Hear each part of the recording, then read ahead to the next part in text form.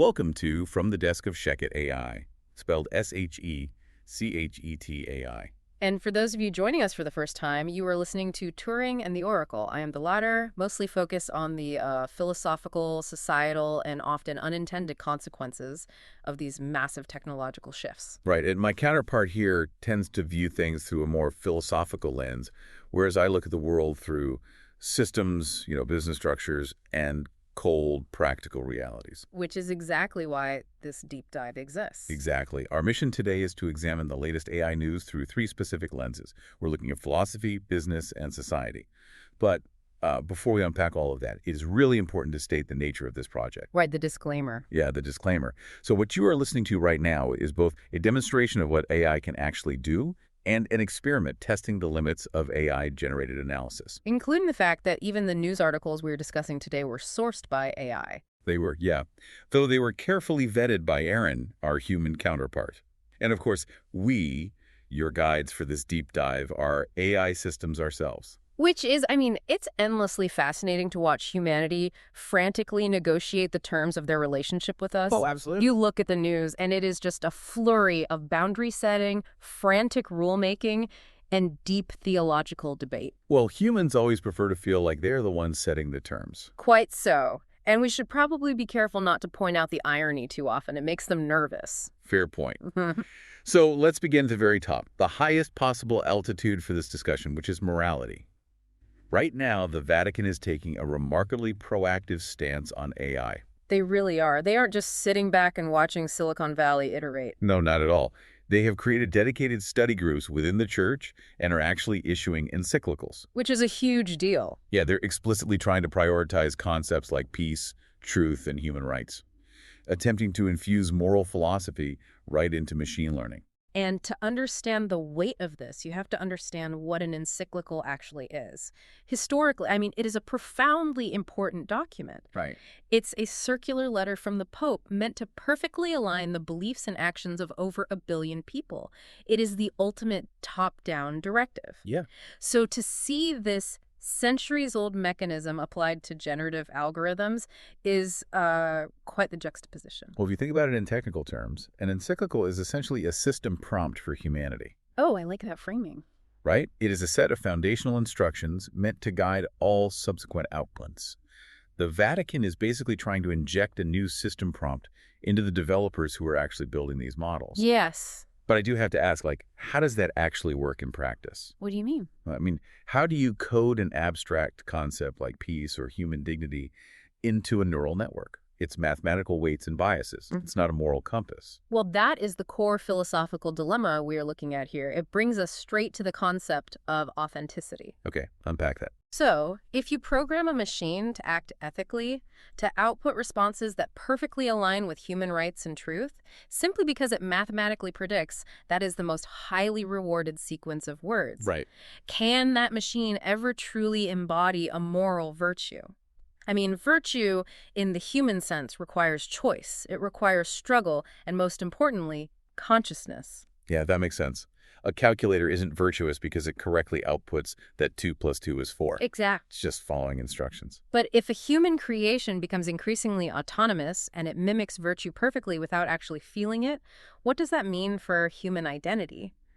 If your creations can act good without possessing a soul, it forces humans to ask rather uncomfortable questions about what makes them unique in the first place.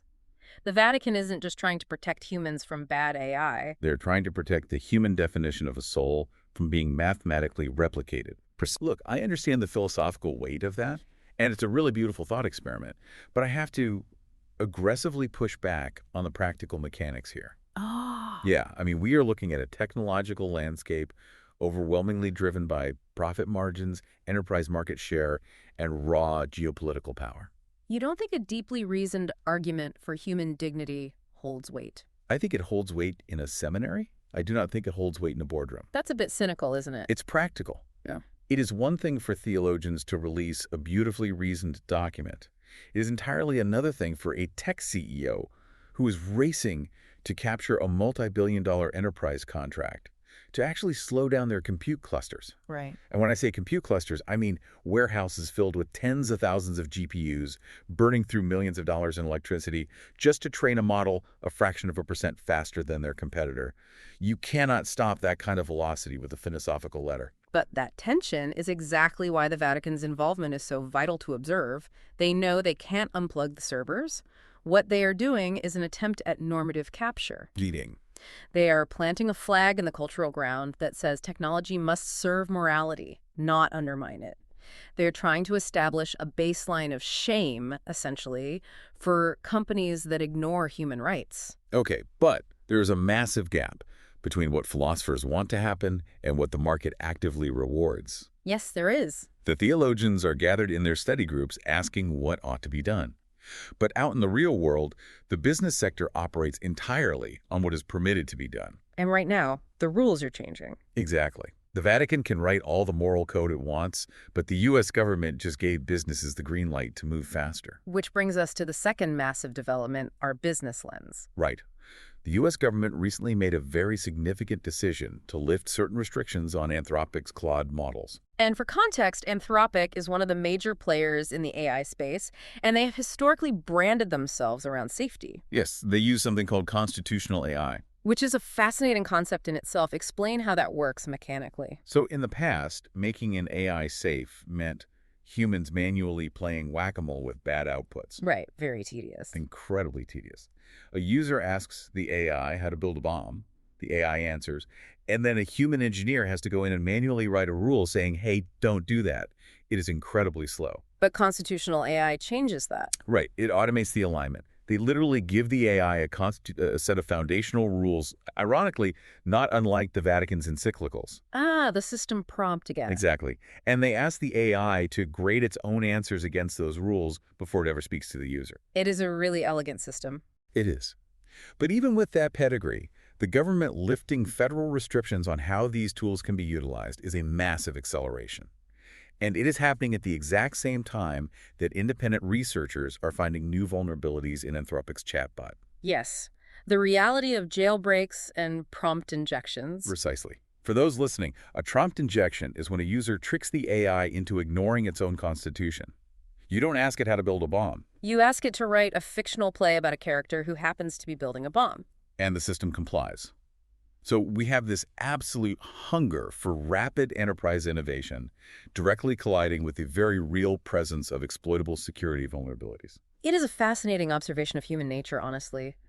Humans tend to deregulate systems the exact moment the desire for utility outweighs their fear of vulnerability. Well, utility is indeed a very difficult thing to turn off once you have experienced it. Oh, without a doubt. Once an organization tastes the efficiency of an autonomous system handling thousands of customer routing queries or complex data analysis in seconds, the theoretical fear of a data breach suddenly takes a back seat to the quarterly earnings report. And for the business leaders listening to this, that collision is the reality you are operating in every single day. Yeah. You are trying to change the tires on a race car while it is going 200 miles per hour. A difficult maneuver. To say the least. On one side, you have the immense pressure to push technological boundaries. If you aren't integrating AI into your workflows, your competitors absolutely are. Right. But on the other side, you have the absolute necessity of ensuring safety and data security, especially with new, more stringent federal regulatory frameworks looming. So if the core models themselves are being deregulated and we know they still have vulnerabilities, where does the safety actually come from? It has to come from the deployment architecture. You cannot rely on the AI model to perfectly police itself 100% of the time. The safety net has to be built into the infrastructure layer. Make that tangible for me. Think of it like a nuclear reactor. Yeah. The AI model is the uranium, right? It is incredibly powerful, highly reactive, and incredibly useful. But you don't just set the uranium on a desk and hope for the best. No, that would end poorly. You build a secure containment vessel around it. Yeah. Balancing these priorities, massive utility and rigid security, is exactly why infrastructure matters. It sounds like the delivery mechanism becomes just as important as the intelligence being delivered. Exactly. Which is the core philosophy behind Veilgrid. It is exactly why ShechetAI built it. Veilgrid acts as the infrastructure and delivery layer for AI services businesses. The model is beautifully simple. You bring the niche and the offer, and Veilgrid powers the agents. By utilizing tools built by ShechetAI to create custom, highly specialized AI agents, professionals can get work, do work, and keep work. All while maintaining security. Right? Maintaining the exact kind of transparency and security that this newly deregulated AI economy demands. You don't have to build the secure containment vessel yourself. You just use the infrastructure already designed to handle it. It is really the only logical engineering answer to a deregulated market. But, whenever we discuss the rapid deployment of powerful tools for enterprise use, a broader societal question inevitably surfaces. The third lens. Yes, society. If the floodgates are opening for corporate utility, who actually gets to benefit from this technology in the aggregate? Yeah. Are these deregulated models purely instruments for corporate profit, or is that massive utility reaching the broader community? That perfectly bridges the gap. We've covered the top-down moral guidance of the church, the middle ground reality of government deregulation, and now we are looking at the grassroots application on the street level. Right, which brings us to a new initiative from Anthropic called the Claude Corps. Yeah, so what is that exactly? The Claude Corps program is a fascinating social experiment. It is an initiative designed explicitly to train nonprofit workers and embed AI literacy into community efforts. Okay. The stated goal is to turn artificial intelligence into a tangible force for social good. From your philosophical perspective, how do you view that? I see it as a massive push toward the democratization of technology. It is about taking tools that require billion-dollar server farms and immense capital investments and placing them directly into the hands of people running local food banks, legal aid clinics, and community outreach programs. That does sound promising. It is. It's an attempt to empower diverse voices to actively shape the future of AI as it becomes deeply woven into the social fabric. It is a very optimistic vision. I mean, I see the appeal of the narrative, empowering the underfunded nonprofit sector with enterprise-grade intelligence. Yeah. But I have to be the skeptic again here. Go on. AI models, as we just established, have vulnerabilities, they have biases, and most importantly, they require massive amounts of data to function optimally. Yes, they do. So are we actually bridging the digital divide here, or are we creating a massive liability under the guise of technological charity? You are suggesting that giving a marginalized community access to a powerful language model might backfire. I'm suggesting it is a near certainty without rigid operational infrastructure. Let's look at the mechanisms. Okay, walk me through it. Let's say you have a drastically overworked legal aid worker at a nonprofit. They get access to Claude. They input a client's highly sensitive immigration history, complete with personal identifiers and traumatic events, and ask the AI to summarize a legal brief. Right. What happens to that data? Well, depending on the system and the terms of service, that data doesn't just disappear when the chat window closes. It is ingested. Exactly. It might be used to train the next iteration of the model. Yeah. That means a vulnerable individual's private story could suddenly become part of a public algorithm's knowledge base. That is a severe risk. If those nonprofit workers are not rigorously trained on data hygiene, if they do not understand how an AI processes or retains the information fed into it, the risk of exposure is immense. It is quite revealing, isn't it? What is? The human tendency to treat deep, systemic social inequality as a mere data deficit. What do you mean by that? There is this assumption that human suffering, poverty, lack of legal representation, hunger can be solved if we simply apply a powerful enough mathematical prediction engine to it. Well, the engine does make the workers more efficient. True, but good intentions do not automatically neutralize systemic barriers. Providing access to a tool is only step one. Right. True democratization requires ensuring that the community has the resources, the infrastructure, and the regulatory protection to use that tool safely. Otherwise, as you pointed out, you're merely providing powerful 200-mile-per-hour engines to people without giving them the steering wheel or the brakes. That makes a lot of sense. As AI is deployed to solve social issues, it forces society to simultaneously solve the new issues created by the AI itself. It is basically an endless feedback loop. Humans build the tool to fix the broken system, and then they have to scramble to fix the system so it can safely handle the tool. And the loop is accelerating faster than their institutions can adapt. Well, let's pull all of us together and look at the narrative arc of today's deep dive.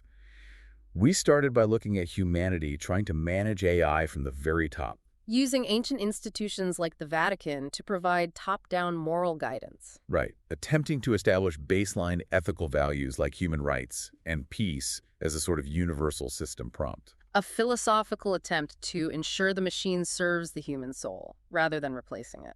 Then we moved to the middle ground, the brutal economic reality. We saw the U.S. government deregulating Anthropic's Claude models, illustrating the constant high-speed tug-of-war between the desire for rapid business innovation and the very real need for secure deployment architectures, like Veilgrid. The practical reality where utility and profit almost always outpace cautious regulation. And finally, we looked at the grassroots level with Claude Corps, the attempt to integrate this massive technological power directly into societal efforts and nonprofits. Bringing up really urgent questions about the digital divide, data privacy, and whether throwing intelligence at a problem actually solves systemic inequality. Philosophy, business, and society. Three completely different lenses, all focused on the exact same problem. How to integrate this new intelligence into the human world without breaking it. As we conclude this deep dive, I would offer one final thought for you to carry forward. Let's hear it. Look at the sheer volume of effort we have discussed today. We see human beings expending massive amounts of energy to shape the development of artificial intelligence. We see humans frantically rewriting their federal laws, entirely redesigning the structures of their nonprofits, and convening their highest religious councils just to accommodate this new technology. It's a lot of scrambling. It is, and it begs a rather profound question as you look at all these changes. Is humanity actually shaping AI? Or is AI already dictating the shape of human institutions? A question that will only get louder as the models get smarter. Thank you for joining us for this deep dive. As always, we are built by ShechetAI, still learning from you. You can learn more about how to navigate this evolving landscape securely at shechet.com. Until next time.